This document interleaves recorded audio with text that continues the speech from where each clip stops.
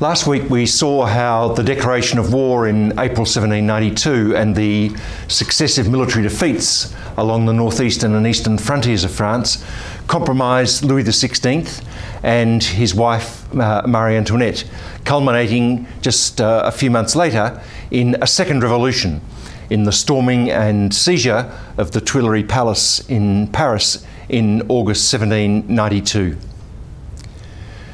You might remember that one of the triggers for that second act of revolution was the reception in Paris in late July of a manifesto, a statement from the Duke of Brunswick, threatening the people of Paris with the most exemplary punishments should any harm be done to the royal family.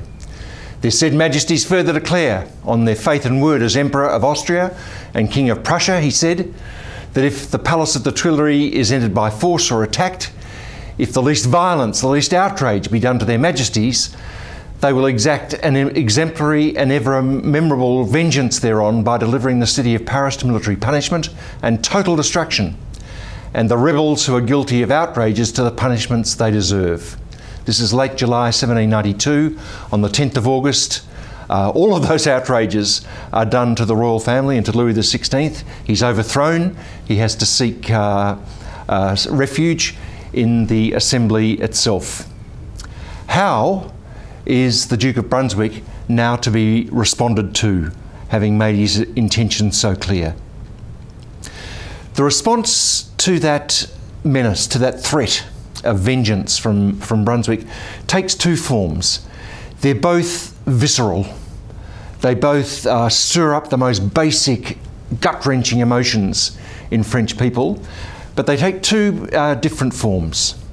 The first of them is horrific. On the 2nd of September, word comes through that the great fortress of Verdun up here in northeastern France has fallen to the Duke of Brunswick and to the Prussian army. It's a crucial capture of that fortress because Verdun is really the last easily defensible position between the border and Paris, just a few hundred kilometres east of Paris. In other words, Brunswick's troops are on their way to extract their revenge. In response to that, people within Paris, sans culottes, decide that they need to put on trial the 2,500 prisoners who are in Paris's prisons, because of rumours that sweep through the capital that the prisoners, who include non-juring clergy as much as common criminals, are simply waiting for the volunteers to leave for the front, to fight against the Prussians, to break out of their prisons, to massacre the people that are left behind, to prepare the way for the vengeance that Brunswick has promised. In what is perhaps the most horrifying episode of the French Revolution, 2,500 people are put on trial in these rapidly convened street courts in the middle of Paris, and about 1,200 of them, about half of them, are put to death after these very rapid street trials. Not just in Paris, I mean, there are about 60 other episodes across the northern parts of France as well. Panic-stricken, vengeful attacks on people who are deemed to be somehow in league with the enemy. And it's the non-juring clergy in particular who are singled out for punishment. Rétif de la Bretonne is one of the most acute observers of what goes on in Paris during the revolution. He was there and saw what was happening in the streets. And this is how he described the death of the Princess de Lamballe, a close friend of Marie Antoinette. Finally, I saw a woman appear, pale in her underclothing. They said to her in a harsh voice, "Cry out, long live the nation." "No, no," she said. They made her climb onto a heap of corpses. They told her again to cry out, "Long live the nation." She refused disdainfully. Then a killer seized her, tore off her dress and opened her belly. She fell and was finished off by the others. Never had such horror offered itself to my imagination. I tried to flee. My legs failed. I fainted. Rétif then interrogated people about why these killings were happening. And he came to the conclusion that the excuse that these were counter-revolutionaries who were waiting to break out of the prisons was only part of the story. What is, therefore, the true motive for this butchery, he asked. Several people think it was actually so that the volunteers, departing for the frontiers, would not leave their wives and children to the mercy of brigands, that the courts could discharge with a pardon, that malevolent people could help escape, and so on. I wanted to know the truth, and I finally found it. They only wanted one thing, to get rid of the non-juring priests. Some even wanted to get rid of all of them.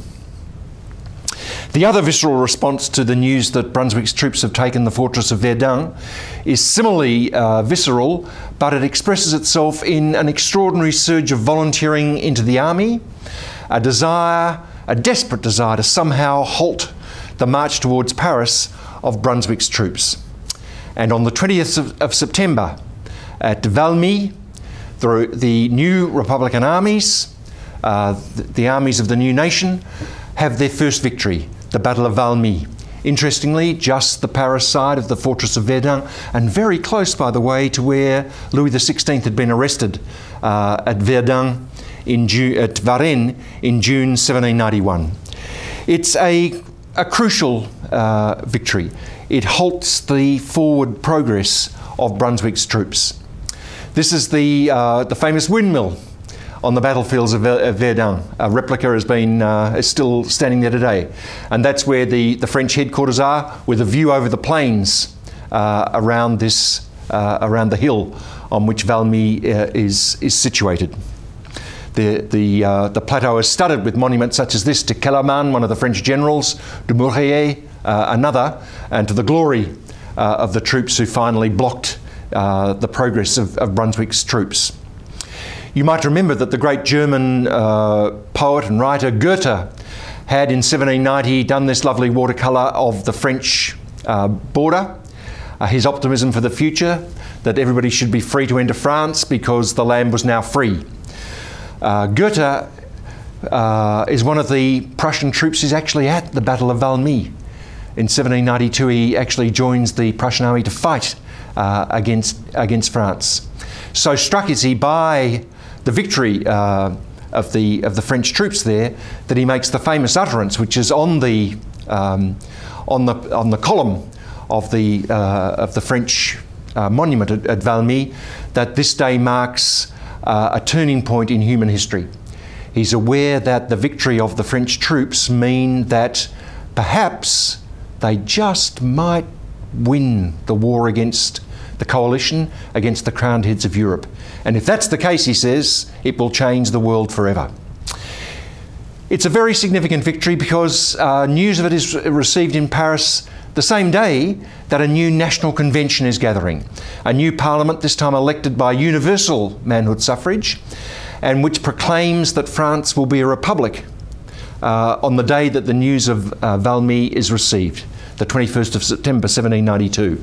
An auspicious moment, the first great victory of French troops, the very same day that France proclaims itself a republic.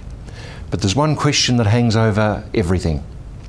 On the 10th of August 1792, Louis XVI had been overthrown and had taken refuge in the buildings belonging to the Assembly.